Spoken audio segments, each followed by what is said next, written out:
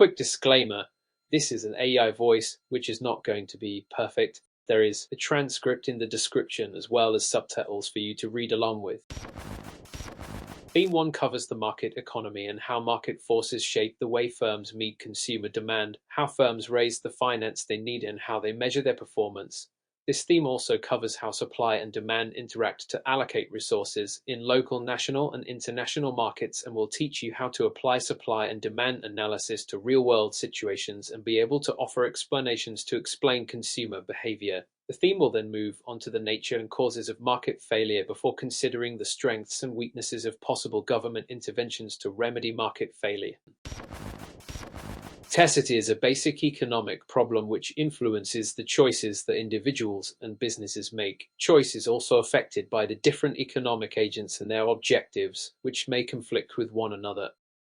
With every decision that is made, there is the issue of scarcity. This is where there are unlimited wants and needs, but a finite amount of resources to meet them. Along with this issue, there is the issue of potential trade-offs, where doing more of one thing means you can do less of another. As well as this, there is an opportunity cost with every decision. This is where an option is taken and the individual loses out of the option that they did not take. This is important to consumers as they want the most value from how they spend their time and money. This is important to producers as they want the best return on their investment. This is important to governments as they want to make the choice that will benefit society the most.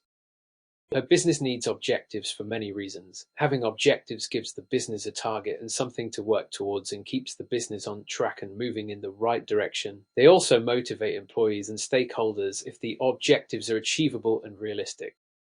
There are three main objectives that a business may have. These are profit maximization is sales maximization and satisficing. Profit maximization is the objective of making as much profit as possible, which is done by reducing the costs and maximizing the selling price. This may be the business's objective because entrepreneurs measure success by wealth, which can be used to fund a specific lifestyle for them. This could also be because the business needs to please their stakeholders and make a return, which tends to be the case for larger businesses. It is assumed that all businesses are profit maximizers and will work harder to produce more and gain more profit. Sales maximization is the objective of selling as many units as possible to build customer loyalty. The business may be making more sales than their competitors, which increases their market share and allows them to charge higher prices if their competition decreases. This is only a short-term strategy as the business will need to make a profit in order to survive in the long term. Satisficing is the objective of making enough profit for the business in order to find the right work-life balance. The entrepreneur may not be focused on maximizing profit, as most businesses are. They may want to make just enough profit so that they can fund a specific lifestyle or pursue certain ambitions or growth plans. There are 7 other business objectives. These are survival, market share, cost efficiency, return on investment, employee welfare, customer satisfaction, and social objective. Survival is the objective of making enough to cover the business's costs and break even. The entrepreneur may be satisfied with the survival of the business if the business is going through a tough time and is struggling to make more sales. This may mean that the business is not making a profit, so the entrepreneur will have to find ways to reduce the costs. Market share is the percentage of the total market supplied by one business. If a business has this as an objective, they will want to gain a larger market share so that they will have more market power, which gives them a degree of security and reduces the risk that they have. Cost efficiency is the objective of minimizing waste or maximizing the amount produced with the available resources. A business may have this objective so that they can minimize their costs as much as possible, which will allow them to make more profit.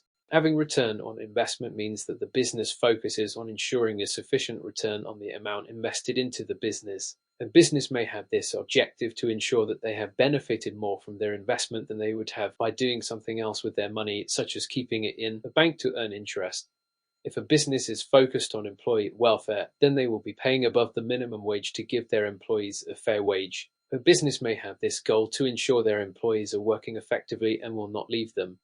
Customer satisfaction is the objective of ensuring customers stay loyal. A business may have this objective to ensure they receive more sales and profit from repeat purchases of customers. A business may decide to be more ethical when it comes to setting their objectives and focus on the sustainability of their production. A business may do this to ensure the resources that they use do not inhibit the future generations. A stakeholder is someone who can affect or be affected by an organization. There are two types of stakeholders, internal and external. An internal stakeholder is anyone inside the business, which includes business owners, employees, managers, and directors. Each of these stakeholders expect different things from the business. The business owner is a major shareholder that works in the firm. Managers and directors look for something meaningful and purposeful in the business and want the business to grow. Employees look for many things in a firm, including high-paid job security, good working condition, fair treatment, fringe benefits, good health and safety, promotion prospects, and training opportunities. An external stakeholder is anyone outside the business that has an interest in the business, which includes shareholders, customers, creditors, suppliers, local communities, the government, and pressure groups. All of these stakeholders look for different things from the business. Shareholders look for high profits, high dividends, long-term growth, prospect for capital gain, a say in the business, a positive corporate image, and preferential treatment as customers. Customers look for low prices, good value for money, high quality products, good service, innovation, certain and regular supply, a varied choice of goods, and clear and accurate information. Creditors look for prompt payment, interest payment on outstanding debt, repayment at the agreed date, and creditworthiness of the organization. Suppliers look for a long-term relationship with the firm, high-value contracts, frequent and regular orders, prompt payments, fair prices, and growth in the firm, which will lead to more orders. The local community looks for employment prospects, environment safeguarding, their acceptance of social responsibility and ethical behavior. The government looks for their compliance with laws and regulations, efficient use of resources, employment opportunities, contribution to the national economy, and tax payment. Pressure groups look for their views to be heard by the business. There are two approaches a firm can take: the shareholder approach and the stakeholder approach. The shareholder approach is more focused on profits and cutting costs, whereas the stakeholder approach is more focused on long-term investment and boosting sales. However, trying to meet stakeholder objectives may come at a cost, which will cause profits to fall, which conflict with the shareholders' objectives. As well as this, trying to meet the shareholders' objectives of maximizing profits may negatively affect the other stakeholders, as the firm will be cutting costs and reducing the quality of their products and services. Corporate social responsibility is a policy that outlines the firm's commitments to their stakeholders. Corporate social responsibility is beneficial as it improves the firm's reputation, improves their customer loyalty, brings on more job applicants, and can increase long-term profits. However, there are drawbacks to corporate social responsibility, as there are short-term costs and it may not differentiate the firm from its competitors. The effectiveness of corporate social responsibility depends on the firm's economic situation, the costs, and how well the policy is communicated. Enterprise and entrepreneurs, as well as many other factors, play a major role in businesses and the wider economy. An entrepreneur is someone who organizes a business venture and is responsible for the risks. They have many roles in the economy. By starting up a business and later expanding it, entrepreneurs will cause creative destruction, which is where new processes are made and old processes are disregarded. This may lead to economic growth, as the innovations for new processes can cut costs, which will cause prices to decrease. This may mean that customers move away from the old products that are made with the old processes to the new products made with the new processes. This is known as structural change. Therefore, a role of entrepreneurs in the economy is to improve the economy by improving existing production or starting over with new ideas for production. Entrepreneurs must make crucial decisions as to how they are going to operate, expand, and develop their business. Entrepreneurs put business ideas into practice and are responsible for all aspects of the business, including expanding and developing. Entrepreneurs locate the necessary factors of production, which will create jobs for their business and their suppliers. Entrepreneurs have to sell their output for more than the cost of their inputs. Adding value is what a business does to make the product worth more than the individual parts, which makes it worth by another consumer. The value added is the difference between the costs of making the product and the price charged. This process improves the economy as it brings in more jobs to add value to products and increases the choice for consumers. There are two types of incentives that an entrepreneur may have for starting and running their business, which are financial and non-financial.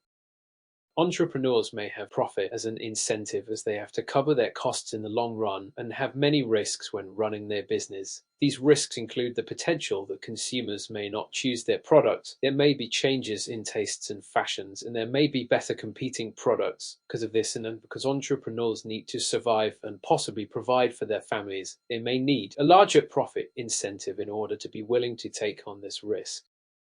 However, there are many non-financial motives that an entrepreneur can have, which includes ethical stance, social entrepreneurship, independence, and the ability to work from home. An entrepreneur may have an ethical stance, which is where they do the right thing whilst also making a profit, which can provide them with a unique selling point. They may be a social entrepreneur, which is where the entrepreneur addresses social issues with no intent to make a profit and relies on grants, donations, and government support to fund their operations. An entrepreneur may also want their independence, which allows them to work their own way and be their own boss, as well as being in control of their own work and creating or owning something that they are proud of. An entrepreneur may want to be able to work from home so they do not have to travel to work every day, which is cost effective and reduces risk. Factors of production are the elements and resources used to produce goods and services. These include enterprise, capital, land, and labor. Enterprise is the ability of the entrepreneur to organize the other factors of production and take risks. Capital includes the physical and financial resources that are used for production, such as the business's premises and its equipment. Land is the natural resources that are used in production, such as raw materials that have been prepared for production, such as oil or steel. Labor is the mental and physical human input, which includes managers and employees. Specialization is the process of becoming more proficient in a particular area so that the business can gain a competitive advantage for the goods that they are producing. An advantage of specialization to firms is that their employees become more skilled in specific tasks, which leads to more efficient production for the firm, allowing the firm to reduce their costs and make better use of their resources. However, a disadvantage of specialization to firms is that they will be reliant on specialized employees, which would make the firm vulnerable if an employee were to leave and would have difficulty replacing them. As well as this, the firm will become too reliant on one market and will not be spreading their risk, which will cause issues for the firm if the demand in that market is reduced, or if there are new competitors or their existing competitors gain a competitive advantage over them. The division of labor is where each employee has their own task that they repeat to get faster and better at. An advantage of the division of labor to employers is that their workers will become more efficient and productive at their job, which will reduce costs as less mistakes are made and less training is required. However, a disadvantage of the division of labor to the employer is that their employees will be less satisfied with their job as they will be repeating the same thing every day, which may increase turnover, which will increase costs as they will need to hire replacements. An advantage of the division of labor to the employee is they are able to develop their skills in specific tasks and become more efficient at those tasks, which can enhance their career prospects, leading to higher wages for the employee. However, a disadvantage of the division of labor to the employee is that they will be repeating the same task, which can lead to the employee becoming dissatisfied with their job and being less motivated. As well as this, the employee will have a narrow set of skills, which will make it harder for them to adapt to a different role or industry, which may become an issue if the tasks that they are skilled in can be completed by machines. There are many factors that impact the wider economic environment, including interest rates, exchange rates, employment, inflation, and taxation. Interest rates are the cost of borrowing money and the return for saving money. One implication of increased interest rates for firms is that the cost of loans will increase, which may make financing projects more expensive. As well as this, higher interest rates can lead to reduced consumer spending, as they will be more incentivized to save money, which will reduce the firm's sales and revenue. One implication of reduced interest rates for firms is that the cost of loans will decrease, so borrowing money will be more affordable for firms, allowing them to finance their projects. As well as this, consumer spending may increase as they are less incentivized to save their money, which may increase the firm's sales and revenue. Exchange rates are the value of one currency expressed in terms of another currency. One implication of increased exchange rates for firms is that their exports will be more expensive, which may make foreign customers less likely to purchase the firm's products. As well as this, imports will be cheaper, which may mean that firms will be able to purchase cheaper materials for their production. However, this may also mean that domestic consumers and firms will favor importing foreign substitute products instead of purchasing the firm's products. One implication of reduced exchange rates for firms is that exports will be cheaper, which may make foreign customers more likely to purchase their products. As well as this, imports will be more expensive, so domestic consumers and firms may favor purchasing the firm's products rather than importing foreign substitute products. However, this may mean the firm will have to purchase domestic materials for their production due to the increased costs of imports, with there being the potential for these materials being of lower quality. Employment is the amount of people in a country that has work. One implication of increased employment for firms is that there will be a lower supply of labor to employ from, which will increase the length of the hiring process. As well as this, because there is less available labor in the economy, there will be increased competition for workers, so wages may increase, which will increase the labor costs for the firm. However, consumers will have more disposable income, so consumer spending will increase, allowing the firm to increase their sales and revenue. One implication of reduced employment for firms is that there will be an increased supply of labor to employ from, which will reduce the length of the hiring process. As well as this, because there is more available labor in the economy, wages will increase as workers are more desperate for work, so the labor costs for the firm will be reduced. However, consumers will have less disposable income, so consumer spending will decrease, causing the firm to receive less sales and revenue. Deflation is the sustained rise in the price level across the economy. One implication of low inflation for firms is that prices are more predictable, so firms are better able to plan their future costs. As well as this, firms will have less pressure to increase the wages of their workers, which allows them to control their labor costs and keep them at a low level. One implication for firms of high inflation is that prices are less predictable, so not only will their costs be increasing, but they will be less able to plan their future costs. As well as this, firms will have more pressure to increase the wages of their workers, which will increase their labor costs and prevent the firm from controlling their costs. Taxes are a compulsory financial contribution to the government from individuals and businesses. One implication of increased taxes for firms is that their costs of production may increase, which will reduce the amount of profit that the firm receives. However, if the firm is able to pass this on to the consumer by increasing the price of their products, then their profits will not be affected, so long as their customers continue to purchase their products despite the increased price. One implication of decreased taxes on firms is that their costs of production may decrease, which will increase the amount of profit that the firm receives. However, the firm may decide to pass this on to the consumer by reducing the price of their products, so their profits will have no effect unless this brings in more customers, which will increase their sales and profits. A market is where there are buyers who demand the goods and services and sellers who supply the goods and services. Demand is the amount of a product that a consumer is willing to buy or consume at a certain price at a given point in time. Consumers have many objectives and make many decisions when purchasing a product or service. The objectives consumers will have include being satisfied with the product, getting the best value for money, and the convenience of purchasing or using the product. When deciding what product they want, consumers must make choices based on their preferences, needs, and budget constraints. Consumers also take into account the marginal utility that they receive from purchasing more of a product. This is where the consumer will only pay the price that equals the amount of satisfaction that they receive from the product, while receiving less satisfaction as they purchase more of a product. Consumers will also try to purchase products where they receive a better value for the time, money, and effort that they put in. As they make purchasing decisions, factors like income, prices, and substitute products influence their choices.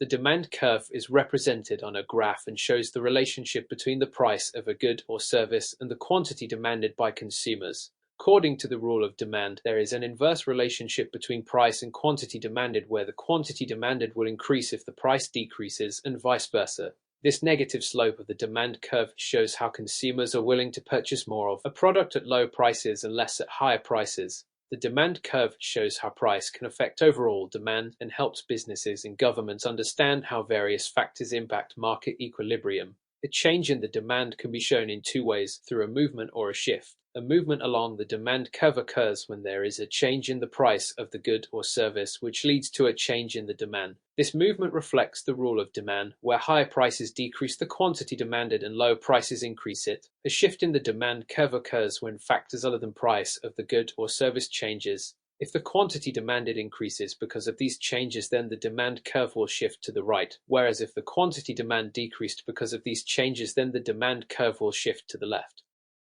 There are many factors that can cause a shift in the demand curve, including changes in the prices of substitutes and complementary goods, changes in real incomes, changes in tastes and fashions, advertising and branding, changes in size and age distribution of the population, A substitute is a replacement for another good, which may cause the demand for the original product to decrease if the substitute is cheaper than the good. This can also cause the demand for the original product to increase if the substitute is more expensive than the good. A complementary good is something that is sold with the original good, which can cause the demand for the original product to decrease if the price of the complementary good is more expensive, so the consumer will have to pay more for the goods altogether. This can also cause the demand for the original product to increase if the price of the complementary good is cheaper, so the consumer will have to pay less for the goods altogether. Real income is the income that has been adjusted for inflation, reflecting the actual purchasing power of what individuals have earned in terms of the quantity of goods and services they can buy. This can cause the demand of the original product to decrease. If real incomes decrease, then consumers will have less spending power and will not be able to purchase as many products and services. This can also cause the demand for the original product to increase. If real incomes increase, then consumers will have more spending power and will be able to purchase more products and services. Changes in tastes and fashions can cause the demand for the product to decrease if they move away from that product and it becomes less desirable. Changes in tastes and fashions can also cause the demand for the product to increase if they move towards the product and it becomes more desirable. Advertising and branding can cause the demand for a product to decrease if it worsens the product's perceived value or the business's reputation, as it will push consumers away from that product and business. Advertising and branding can also cause the demand for a product to increase if it improves the product's perceived value or the business reputation, as it will bring consumers towards the product and business. Changes in the size of a population can change the demand for a product. This is because there may be less people to purchase the product, which will decrease the demand, or more people in the population to purchase the product, which will increase the demand. Changes in the age distribution of the population will change the demand for the product, as products will be targeted for specific age groups. So if the amount of people in a particular age group changes, then the demand for products that target the age group will change. Supply is the amount that suppliers are willing and able to produce at a given price at a given point in time. Producers have many objectives and make many decisions when supplying goods or services. The objectives of producers include maximizing profit, ensuring efficient production, and meeting market demand. When deciding what goods or services to supply, producers must make choices based on available resources, production costs, and market conditions. Producers also take into account the marginal cost of producing additional units of a product. This is where the producer will only supply the quantity at which the cost of producing an extra unit equals the revenue generated from selling it, while considering diminishing returns as more units are produced. Producers will also aim to supply products where they achieve the best balance between quality and cost effectiveness. As they make supply decisions, factors like competition, technology, and consumer preferences influence their choices. The supply curve is represented on a graph and shows the relationship between the price of a good or service and the quantity supplied by producers. According to the law of supply, there is a direct relationship between price and quantity supplied, where the quantity supplied will increase if the price rises, and vice versa. This positive slope of the supply curve shows how producers are willing to supply more of a product at higher prices and less at low prices. This is because producers will be able to receive higher sales revenue when goods and services are at a higher price, and will receive less sales revenue when goods and services are at a low price. The supply curve demonstrates how price can affect the overall supply, aiding businesses and governments in understanding how various factors influence market equilibrium. A change in supply can be shown in two ways: through a movement or a shift. A movement along the supply curve occurs when there is a change in the price of the good or service, which leads to a change in the quantity supplied. This movement reflects the law of supply, where higher prices increase the quantity supplied and low prices decrease it. A shift in the supply curve occurs when factors other than the price of the good or service change. If the quantity supplied increases due to these changes, then the supply curve will shift to the right, whereas if the quantity supplied decreases, the supply curve will shift to the left. There are many factors that can cause a shift in the supply curve, including changes in the costs of production at the introduction of new technology, indirect taxes as subsidies, changes in the number of firms in an industry, and external shocks. Changes in the costs of production can cause the supply of a product to decrease if production costs rise, making it more expensive for firms to produce goods. However, if production costs fall, the supply of the product can increase as it becomes cheaper for firms to produce goods. The introduction of new technology can cause the supply of a product to increase if the technology enhances production efficiency, enabling firms to produce more goods at a low cost. However, if new technology is costly to implement or disrupts current processes, it could temporarily reduce supply. Indirect taxes can cause the supply of a product to decrease if they raise the overall cost of production for firms. On the other hand, if indirect taxes are reduced or removed, the supply of the product can increase as production becomes less costly. Subsidies provided by the government can cause the supply of a product to increase as they reduce the cost of production for firms, allowing them to produce more goods. If the government stops providing subsidies, the supply of the product may decrease as firms face higher production costs. Changes in the number of firms in an industry can cause the supply of a product to decrease as the producer has more competition that may take away their consumers if these new firms supply the same product at a cheaper price or a higher quality. However, if firms were to exit the market, then the supply of a product will increase as the producer has less competition and therefore more customers trying to purchase their products. External shocks, such as natural disasters, political instability, or economic crises, can cause the supply of a product to decrease if they disrupt production processes, supply chains, or resource availability. Alternatively, if an external shock leads to favorable conditions for production or trade, the supply of the product may increase. Price determination is the process of finding the right price for goods and services that meets the supply and demand of these goods and services. Equilibrium pricing occurs when the planned supply of sellers equals the planned demand of buyers.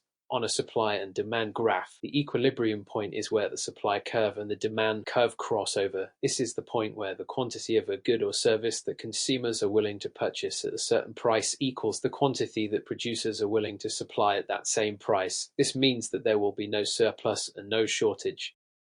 Supply and demand can be used to show excess supply and demand. Excess supply or a surplus occurs when the price is above the equilibrium price, which causes the quantity supplied to be more than the quantity demanded. This is shown as the area between the supply and demand curves above the equilibrium point. Excess demand or a shortage occurs when the price is below the equilibrium price, causing the quantity demanded to be more than the quantity supplied. This is shown between the supply and demand curves below the equilibrium point.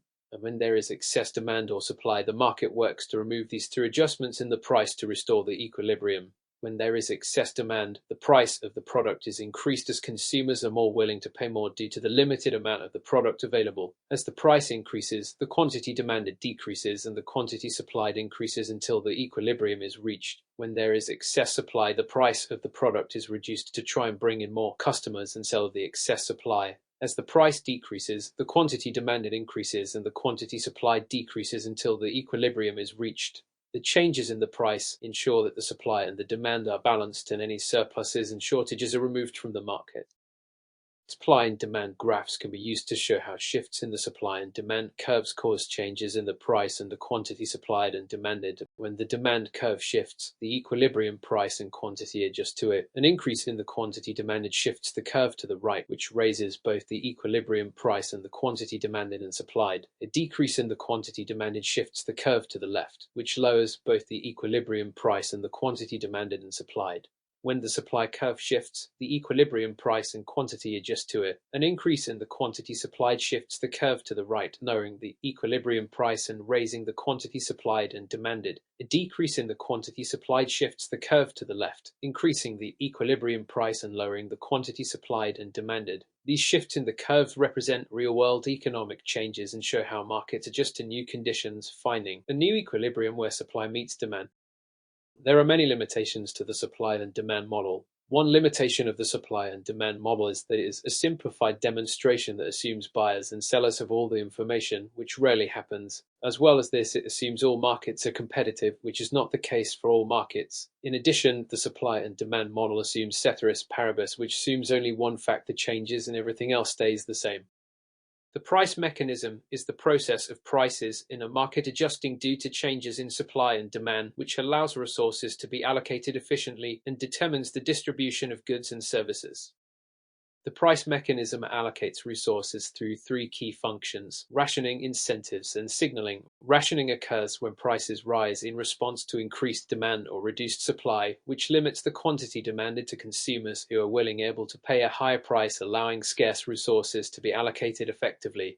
Incentives are created as higher prices encourage producers to supply more of a good or service as there is the potential for increased profit, while low prices encourage producers to supply less as they will receive low profits. The signaling function is used to communicate information to producers and consumers, with rising prices indicating a scarcity or a higher demand, which signals to consumers to consume less or to purchase alternatives, and lower prices indicating an excess supply, which signals producers to reduce their production or to innovate. When there is a change in the level of demand, a firm may respond by adjusting their production, changing their prices, or reallocating their resources to meet the new market conditions. If demand increases, then the firm may increase their production to meet this demand, potentially by hiring more workers or investing more resources into their production. They may also raise their prices to maximize the revenue they receive. If demand decreases, then the firm may reduce their production so that they do not have any excess stock. They may also cut their costs to maximize profit or lower their prices to bring in more customers. Firms may also try to identify the cause of the shift in demand in order to adapt their products or marketing to meet the needs of the market. The market mechanism operates differently in niche and mass markets due to the different characteristics of each market. In a mass market, products are standardized and sold to a broad audience. Because of this, small changes in the price can significantly impact the supply and demand, with firms often competing on price to attract a wide customer base. In a niche market, products are less standardized and are targeted towards a specific segment of consumers with specialized needs or preferences. Because of this, the price mechanism is influenced by the perceived value of the products rather than the price. The prices in niche markets tend to be higher as there is lower production of each product, with firms trying to differentiate their products to compete and bring in more customers.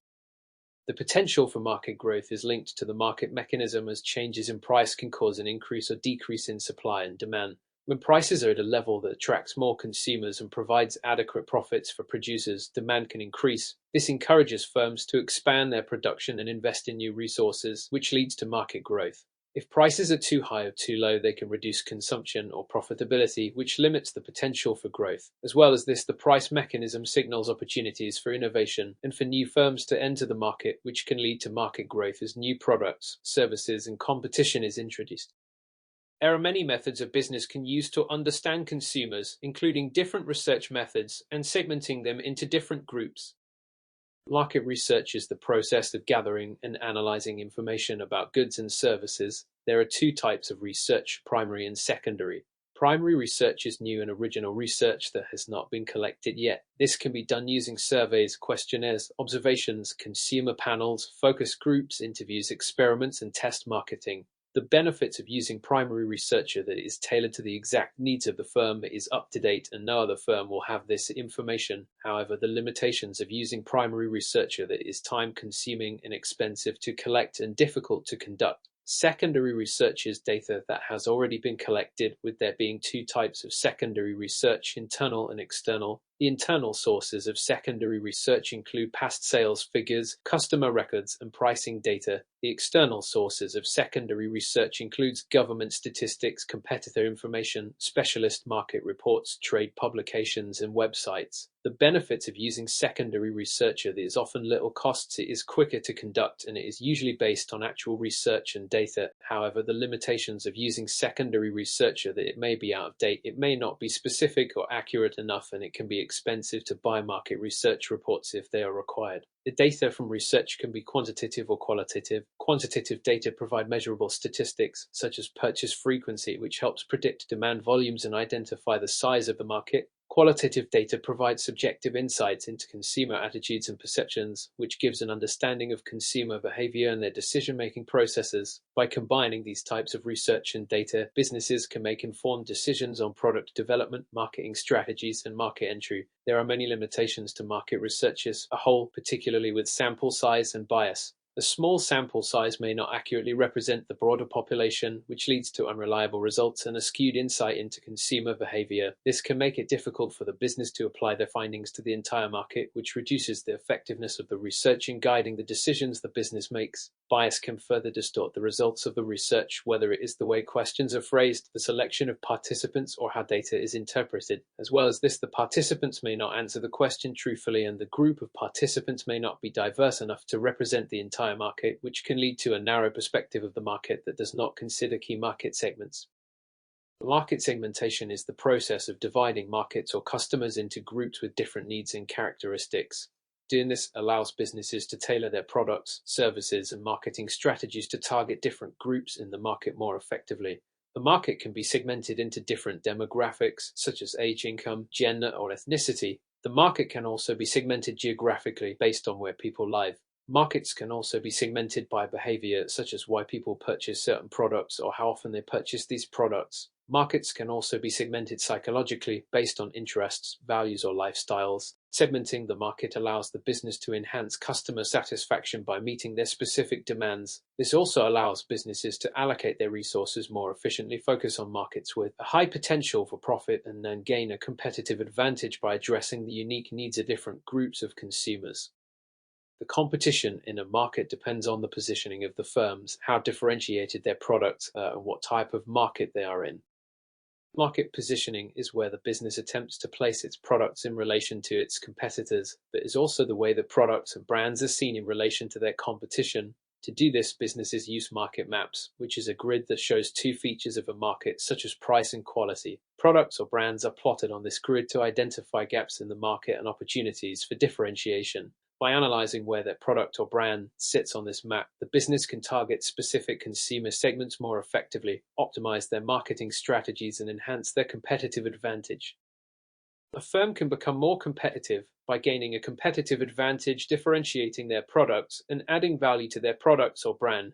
The competitive advantage of a product or service is the unique features or benefits that sets it apart from its competitors. This makes the product or service more appealing to consumers and allows the business to perform more effectively in the market. Competitive advantage can be achieved through many aspects of a product or service, such as design, quality, reliability, customer service, delivery times, economies of scale, innovation, and ethical stance. Other aspects that can achieve a competitive advantage include successful promotion, branding, and advertising. If the product has a competitive advantage, then the business can use this to attract and retain customers more effectively, which will increase their market share. Product differentiation is the process of distinguishing a product or service from its competitors by highlighting its unique features or benefits that appeal to consumers. Businesses can differentiate their product in a number of ways, including emphasizing their unique selling point and having flexible prices, improving their product and brand recognition, extending their product range, and overcoming competition by creating differences in the product or service that the consumer can perceive.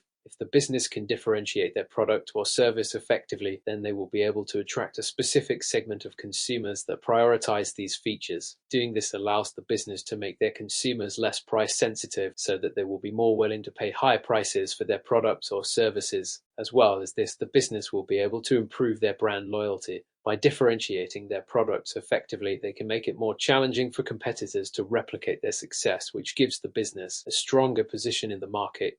Adding value to products and services is the process of making them more appealing by improving their quality, functionality, branding, or customer experience.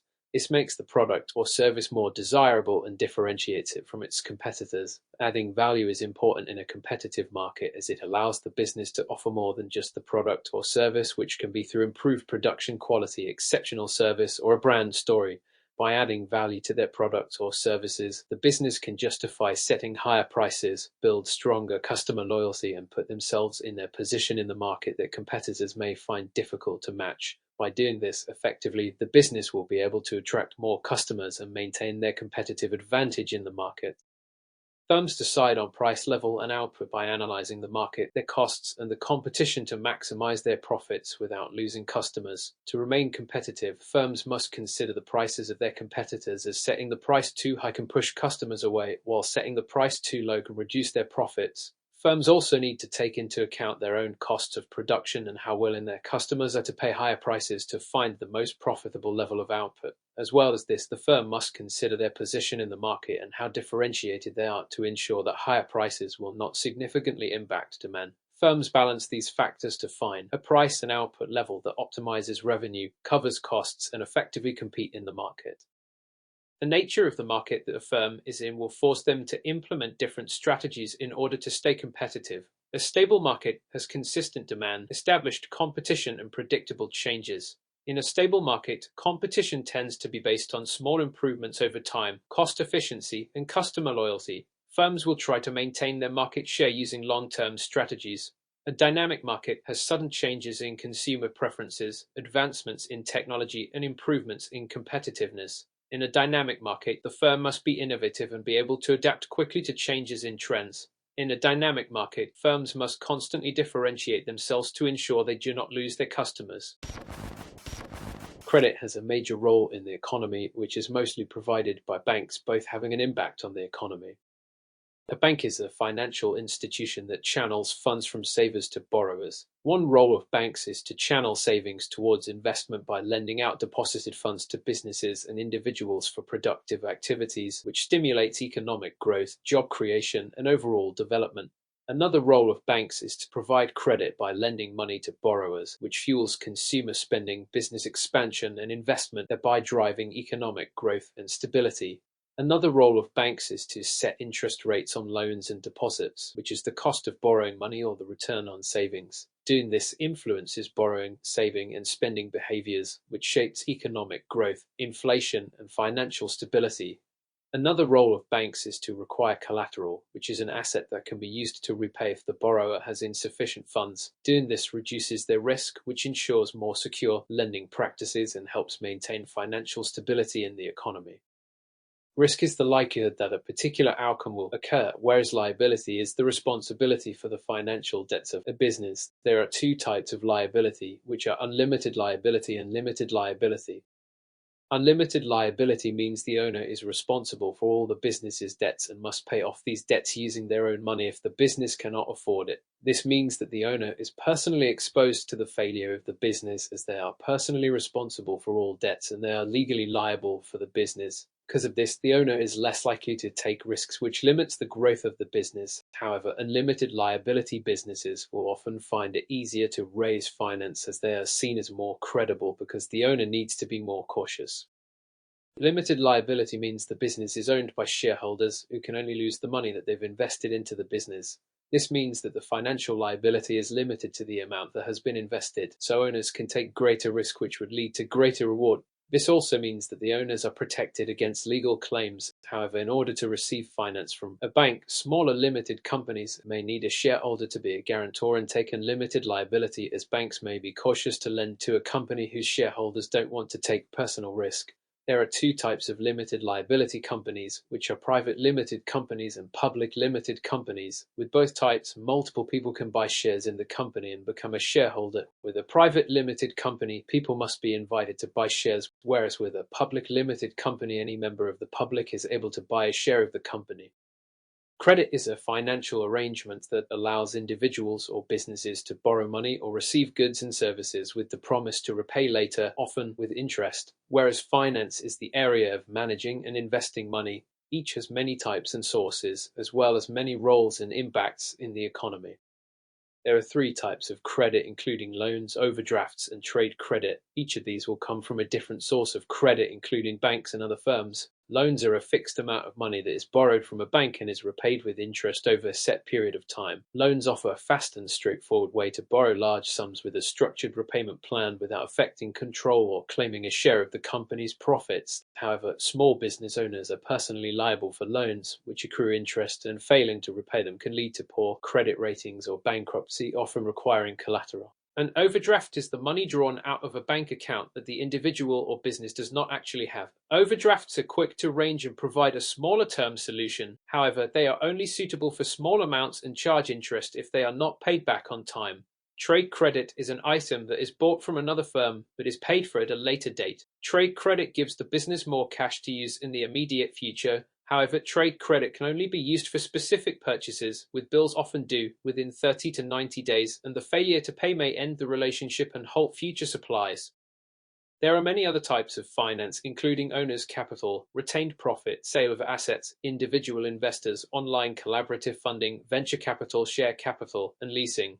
Owner's capital is the money put into the business by the owner. Owner's capital means that there is no need to repay or pay interest. However, using owner's capital is risky, may be insufficient, and represents money that could have been invested elsewhere. Retained profit is the money kept in the business. Retained profit provides fast access to funds without the need for repayment or interest. However, this may be limited, could have been invested elsewhere, and can lead to shareholder dissatisfaction if dividends are reduced. Sales of assets means items that the business owns are sold. Selling assets allows a business to utilize existing funds and is effective for disposing of underused assets. However, this requires the business to have valuable items to sell and risks disposing of something that might later be needed.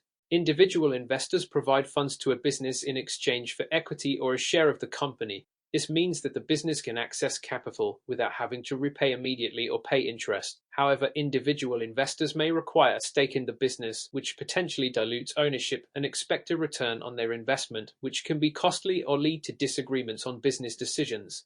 Online collaborative funding involves raising money for a business through contributions or donations from a large number of people using online platforms. Online collaborative funding means access to a broad pool of potential investors and often doesn't require repayment or interest. However, it may involve significant time and effort to manage campaigns, and there is no guarantee of reaching the funding goal, which could result in the business not receiving the finance needed.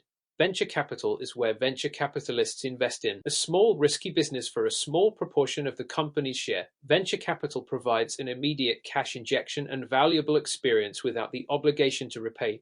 However, doing this is risky for the investor, can reduce the owner's profits, and may involve the investor seeking some level of control. Share capital is where a share in the business is sold to an individual or business. Share capital provides an immediate cash injection without the need for repayment or interest, allows raising large sums, and can bring valuable knowledge and experience to the boardroom. However, doing this may require paying dividends to shareholders who will also have some influence over business decisions. Leasing is a long-term rental agreement with a supplier, which allows the business to use the equipment without having to buy it outright. Leasing spreads out the cost, eliminates the need for a lump sum, and often includes maintenance and updates. However, doing this can be more expensive, requires regular monthly payments, and doesn't result in ownership of the asset. The role of credit in the economy is to help with economic growth by allowing individuals and businesses to borrow money for investment and consumption, which boosts spending and expansion. It also helps manage cash flow by providing short-term financing options, which can stabilize the economy. The impact of credit in the economy is that it drives economic growth by enabling increased spending and investment, leading to business expansion and job creation. However, excessive credit can lead to financial instability and higher levels of debt, potentially contributing to economic downturns and financial crises. There are many ways that a market can fail, which may cause the government to intervene in order to correct this failure. Market failure occurs when the free market fails to allocate resources efficiently, leading to outcomes where individual interests do not meet the interests of society as a whole. There are many types of costs and benefits that can come from the production and consumption of goods and services. These include private, external, and social. Private costs are the costs experienced by the individuals or businesses in a transaction. For the producer, this would be the costs of production, whereas for the consumer, this would be the price of the good or service. External costs are the costs experienced by individuals or businesses outside of the transaction. External costs could be the pollution from the production of the good or service.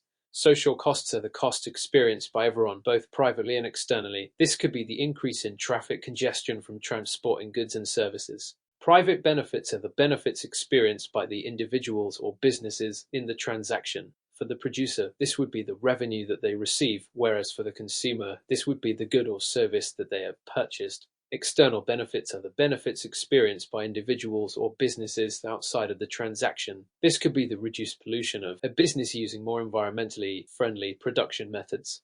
Social benefits are the benefits experienced by everyone, both privately and externally. This could be the improved health of the public from a vaccination program.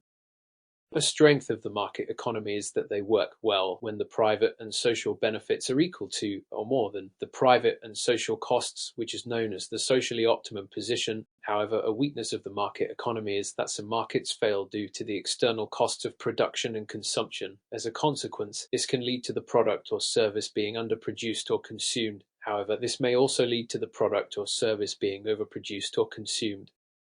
The government may intervene in the economy in order to correct market failure. However, this can make the situation worse, which can cause government failure. Government intervention is the action taken by the government to influence or regulate the economy. The purpose of government intervention is to correct market failure and achieve a socially optimum level of production and consumption. There are 5 methods of government intervention, including regulation, legislation, indirect taxation, grants and subsidies, and voluntary agreements. Regulation is the rules or laws made by the government to control or guide the economy, used to control production, to protect consumers, ensure fair competition, reduce negative externalities, and improve overall economic stability. Legislation is the process of making laws, typically to ban the consumption of a good, protect rights, enforce standards, and address issues like market failures or social inequalities. Indirect taxation is a tax placed on goods and services rather than on income or profits, and the government uses it to influence consumer behavior, reduce negative externalities, and generate revenue for public spending. Subsidies are payments from the government to the producer to reduce their costs of production in order to promote economic activities, lower prices for essential goods, and encourage development in specific sectors. Voluntary agreements are mutually agreed upon arrangements between the government and businesses used to achieve goals in regulation and encourage cooperation in economic or social issues without imposing strict rules. Governments provide public goods like national defense and public parks because markets fail to supply these goods efficiently due to their non-excludable and non-rivalrous nature.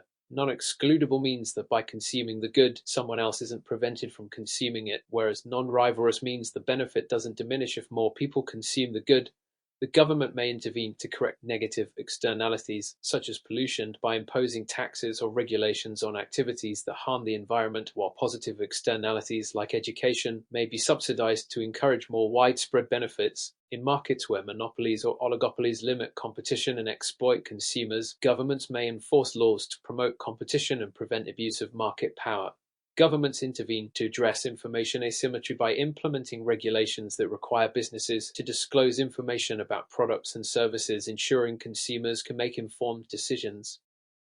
Government failure occurs when the government intervenes in the economy to correct failure. It makes the situation worse. There are many causes of government failure, including the distortion of price signals, unintended consequences, excessive administrative costs, and information gaps. Distortion of price signals occurs when government interventions, such as subsidies or taxes, which leads to prices that do not accurately reflect supply and demand, causing government failure by misallocating resources and creating inefficiencies in the market. Unintended consequences occur when producers or consumers react differently than expected to government policies, which can create new problems or worsen existing problems, which can reduce the effectiveness of the initial policy. Excessive administrative costs occur when the costs of implementing and enforcing government policies are more than the benefits, leading to government failure by reducing the overall efficiency and effectiveness of the policy. Information gaps occur when the government lacks complete or accurate data needed to make informed decisions, leading to government failure by implementing policies that do not meet the actual needs or conditions, resulting in ineffective policies. Government failure can occur in many different markets, including healthcare, education, housing, and labor. In the healthcare market, attempts to control costs or regulate services may lead to reduced quality of care or longer wait times if the policies are not well designed, causing them to fail to improve overall health outcomes effectively. In the education market, excessive regulation or misallocation of funding in public education can result in unequal access to quality education and inadequate preparation of students, failing to meet educational goals. In the housing market, price controls or subsidies intended to make housing affordable can distort market incentives, leading to housing shortages or surpluses and reducing the quality and availability of housing. In the labor market, minimum wage laws or labor regulations can sometimes lead to reduced employment opportunities or increased informality in the job market, failing to achieve intended improvements in worker welfare. An efficient allocation of resources requires a way of measuring the costs of using those resources and the revenues generated by their use. Revenue is the total income a business earns from selling its goods or services. Costs are the expenses that a business pays when producing and delivering its goods or services. The revenue that a business receives can be calculated by multiplying the number of units sold by the price per unit, and the number of sales that a business has made can be calculated by dividing total revenue by the price per unit. There are 4 types of costs that a business needs to be aware of, which are average costs, fixed costs, variable costs, and total costs. Average costs are the total cost divided by the number of units produced, representing the cost per unit. Fixed costs are costs that stay the same regardless of the amount produced or sold. Variable costs change with the amount produced and are calculated by taking the fixed costs away from the total costs. Total costs are the sum of fixed and variable costs. The business may experience changes in the costs of production or the revenue that it receives. percentage change is calculated by dividing the difference between the new value and the original value by the original value, then multiplying by 100. Contribution per unit is the amount each unit sold contributes to covering fixed costs and generating profit, calculated as the selling price per unit minus the variable cost per unit. The break-even point is where total sales revenue equals the total costs, meaning there is no profit or loss. The contribution per unit can be used to calculate the break-even point by dividing total fixed costs by the contribution per unit. The margin of safety is the difference between the break-even point and the sales that a business actually makes. The margin of safety is calculated by subtracting the break-even sales from actual sales. Break-even analysis helps assess the strengths of a business by determining the levels of output needed to remain in business and shows the impact of changes in price or costs. It also helps decide whether a business idea is worthwhile and supports applications for financing by demonstrating financial feasibility. However, break-even analysis is limited as it relies on forecasts and assumes that all output will be sold and that variable costs remain constant regardless of the quantity purchased. Additionally, it becomes more complex in businesses that sell multiple products, as varying product lines can complicate cost and revenue calculations. Profit is the financial gain a business makes after paying all of its expenses. A loss occurs when a business's total expenses are more than its total revenue. In a competitive market, profit can act as an incentive for new businesses to enter the market by offering the potential for financial gain, while consistent losses incentivizes existing businesses to exit the market. There are three types of profit, which are gross profit, operating profit, and net profit. Gross profit is calculated by subtracting the cost of goods sold from total revenue. Operating profit is calculated by subtracting other expenses from gross profit. Net profit before tax is calculated by first subtracting the interest that the business has paid from the interest that the business has received, then subtracting this from the operating profit. Net profit is calculated by subtracting the tax that the business has paid from the net profit before tax. Profit margins are used by businesses to find what percentage of their sales is actually profit and are not used to pay for an expense. Gross profit margin is calculated by dividing gross profit by the total revenue and multiplying by 100, which shows the percentage of sales revenue that the business keeps after paying its costs of production. Operating profit margin is calculated by dividing operating profit by the total revenue and multiplying by 100, which shows the percentage of sales revenue that the business keeps after paying all of its expenses, such as wages, rent, insurance, and utilities. Net profit margin before tax is calculated by dividing net profit before tax by the total revenue and multiplying by 100, which shows the percentage of sales revenue that the business keeps after paying its expenses and how the interest they receive and pay affects the business profitability. Net profit margin is calculated by dividing net profit by the total revenue and multiplying by 100, which shows the percentage of sales revenue that the business keeps after paying its taxes. A statement of comprehensive income, also known as the profit and loss account, provides a summary of a business's financial performance over a specific period of time. It starts with revenue and subtracts the cost of goods sold to show the gross profit. Next, it subtracts the expenses from gross profit to calculate the operating profit. Interest income or expenses are then factored in to calculate the net profit before tax. The tax expenses are then subtracted, calculating the net profit. This comprehensive statement helps businesses evaluate their overall profitability, monitor their performance, make informed financial decisions, and communicate financial health to investors and stakeholders. Firms can increase profit by raising prices to boost revenue, lowering costs to improve profit margins, and increasing marketing efforts to drive higher sales. However, lowering prices can attract more customers and potentially increase overall revenue, depending on market conditions and cost structure. Profit is the financial gain a business earns when its revenue is more than its expenses. Cash flow is the movement of money in and out of a business, including all cash receipts and payments during a specific period. The difference between profit and cash flow is that profit measures long-term financial success by accounting for all revenues and expenses, whereas cash flow focuses on the availability of finance to the business, ensuring it can meet short-term payments. Cash flow is important for business survival as it ensures the company has enough access to finance to meet its short-term costs, such as paying suppliers, employees, and covering operational expenses. A cash flow forecast is a financial tool that estimates the expected inflows and outflows of cash over a specific period of time.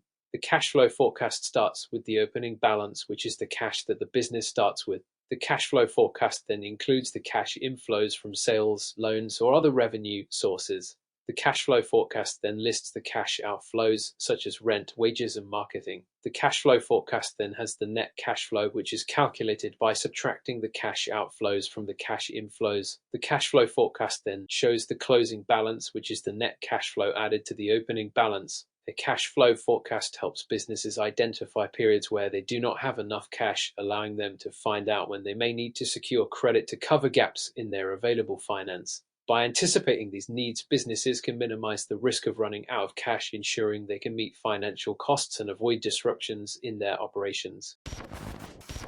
Thank you for watching this video on marks, consumers, and firms. I'll see you in the next lesson.